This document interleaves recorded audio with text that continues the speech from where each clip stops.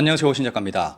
일본 후쿠시마는 죽음의 땅입니다. 그런데 일본 정부는 일본 전국을 후쿠시마와 같은 죽음의 땅으로 만들려고 하고 있습니다. 후쿠시마 현에서 생산되는 농산물 수출량을 그래프화한 것입니다. 빨간색이 복숭아 아가씨들이 홍보하는 복숭아 생산량입니다. 일본에서 후쿠시마 복숭아는 생산량 2위를 자랑하고 있습니다. 노란색은 쌀, 초록색은 그 밖의 농산물을 나타내고 있습니다.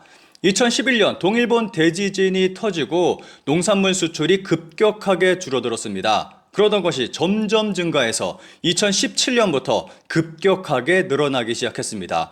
후쿠시마에서 생산되고 수출되는 농산물의 대부분은 쌀입니다. 후쿠시마 현산 농산물 수출량 사상 최고 453톤, 2023년도 미국의 쌀 전년도 대비 5.6배, 후쿠시마 현산 농산물 2023년도 수출량은 453톤으로 2005년도 조사 개시 이래 사상 최고치를 기록했습니다. 미국으로의 쌀 수출량은 152톤으로 전년도에 비해 5.6배나 크게 늘었습니다. 후쿠시마 농산물 수출 추이를 나타낸 그래프입니다. 2023년도 후쿠시마 농산물 수출은 역대 최고치를 기록했습니다. 그리고 앞으로 더 늘어날 것으로 예상되고 있습니다. 보시는 화면은 제가 방콕에서 직접 촬영한 영상입니다. 마트에서 대놓고 후쿠시마산 복숭아 주스를 팔고 있습니다. 그렇다면 이 후쿠시마 복숭아 주스 밑에 있는 이 복숭아들은 어디 산일까요? 좀 뭔가 찜찜한 그러한 느낌이 들었습니다. 왜 하필이면 또 후쿠시마 복숭아 주스 밑에 또 있어서 좀 여러 가지 생각을 하게 됐습니다. 일본산 식품 모두 수입 가능으로 대만 규제 완화, 농림수산장관 부흥의 후원자. 지난 9월 대만은 모든 일본 식품의 수입을 완전히 허용했습니다. 심지어는 시즈오카 현산 차입 등 특정 지역의 지정식품을 수입할 때 의무화해온 방사성 물질의 검사 보고서의 제출도 필요 없게 됐습니다. 이 소식이 나오자 일본에서는 대만에 대한 감사의 목소리가 터져 나왔습니다. 감사한 일이라고 생각합니다. 민감한 사항으로 당장 소비가 늘어날지는 모르겠지만 인적 교류를 지금 이상으로 촉진해 일본을 알게 되면 해금된 식품의 소비도 늘어나지 않을까 생각합니다. 이것은 첫걸음입니다. 앞으로도 쌍방에게 이익이 되기를 바랍니다. 확실히 외국인 입장에서는 후쿠시마 원전 사고에 의한 식품에 대한 영향은 큰 걱정거리였다고 생각합니다. 그러나 다른 아시아 국가들보다 앞서 일본 식품의 안전성을 이해해 주어 정말 감사하다고 생각합니다. 대만은 일본에 있어 좋은 이해자이며 앞으로도 서로 협력해 나갈 수 있으면 좋겠다고 생각합니다. 대만이 현실적인 수입 금지를 계속하고 있었던 것을 평가하고 있었습니다. 대다수의 일본인처럼 감정적인 일본 대만 우호가 아니라 과학적인 취사 선택을 하고 있었기 때문에 이번 판단도 과학적 기본에 근거한 것이라는 신뢰감이 있습니다. 무작정 대만은 친일이라고 단정짓는 감정적인 일본보다 냉정한 대만이 선택했으니까 정말 안전하다고 생각했습니다. 정말 대만에는 감사하고 감사합니다. 고맙습니다. 항상 일본을 응원해주고 대만 분들은 항상 너무 잘해주셔요. 그리고 재해가 발생하면 막대한 의연금이나 지원금을 보내주잖아요. 그런데 최근 대만에서 일어난 지진 때 일본 정부가 낸 미미한 지원금에는 슬퍼졌습니다. 이렇게 일본에 대해 우호적인 나라는 없습니다. 일본은 성심성의껏 대응해야 합니다. 그리고 배려심을 가져야 한다고 생각합니다. 그런데 이것은 우리도 자유로울 수 없습니다. 지난 10월 정말 충격적인 기사가 나왔습니다. 후쿠시마에서 명란젓이 수입되고 있었는데 단지 일본산으로만 표시됐다는 겁니다. 저는 개인적으로 일본 식품은 되도록이면 안 먹는 게 좋다고 생각합니다. 보시는 그림은 후쿠시마 원전을 중심으로 출입금지 구역을 나타낸 그림입니다.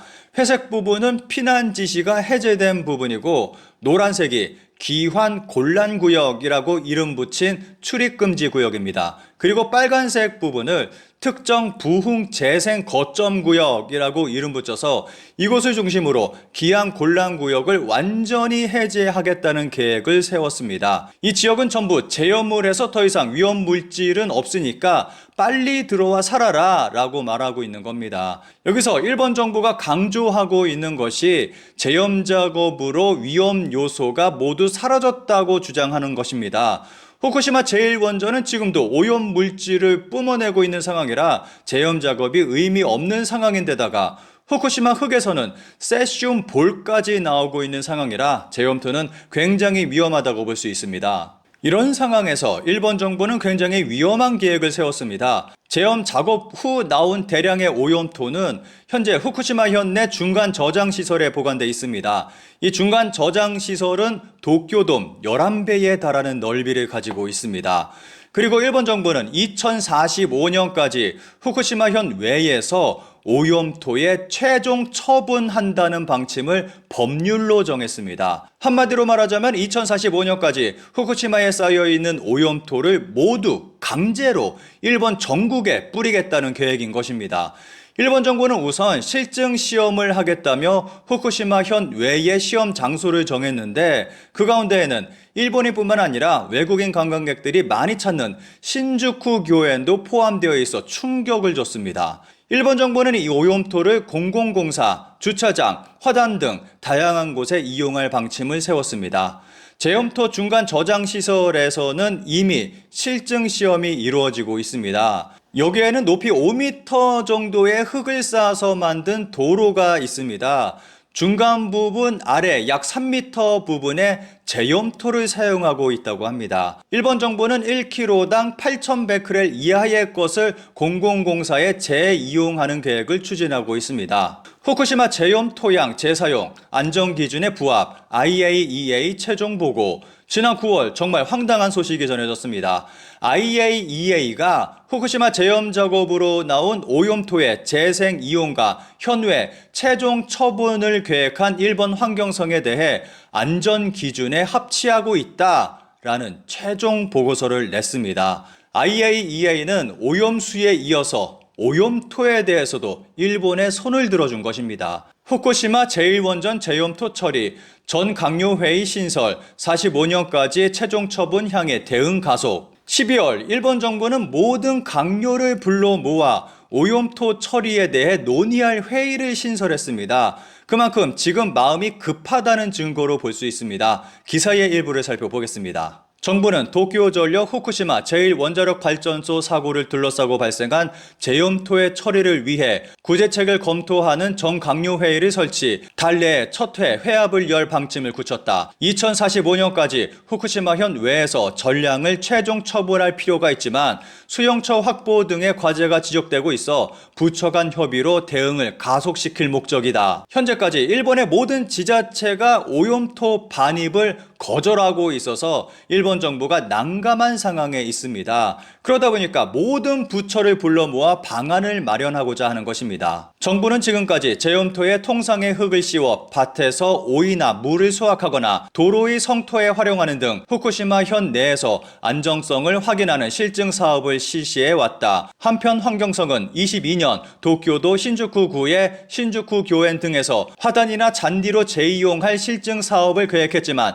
현지의 반대로 좌절됐다. 신주쿠 교엔도 결국엔 반대가 심해서 오염토 반입이 실패하고 말았습니다. 일본 정부는 오염토가 1kg당 8,100베크렐 이하라서 안전하다고 주장하고 있습니다. 그럼에도 일본의 각 지자체에서는 모두 반입 반대를 외치고 있습니다. 만약 이 오염토가 일본 전국에 뿌려진다면 일본은 진짜 헬게이트가 열리게 될 것입니다. 과연 일본 정부의 오염토 뿌리기 계획이 성공할 수 있을까요?